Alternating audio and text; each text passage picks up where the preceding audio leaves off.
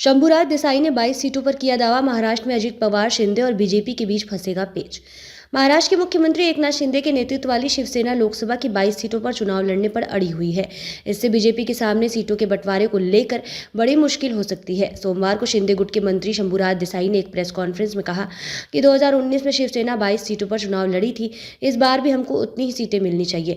हमारी मांग 22 सीटों की है। देसाई के बयान से महायुति से सीटों के समन्वय को लेकर मुश्किलें बढ़ने की अटकलें तेज हो गई हैं।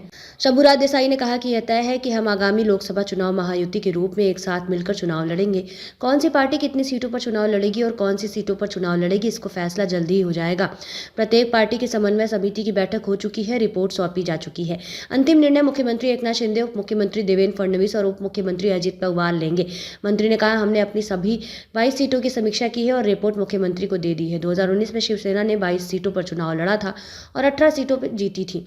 इसलिए इस बार भी हम 22 सीटों पर जोर दे रहे हैं। किसी पार्टी या नेता द्वारा सीट मांगना या किसी सीट के लिए आग्रह करना मतलब नाराजगी नहीं है, वो इनकी मांग है। बैठक में इस पर चर्चा की जाएगी और सही रास्ता निकाला जाएगा। उद्धव ठाकरे पर साधा निशाना।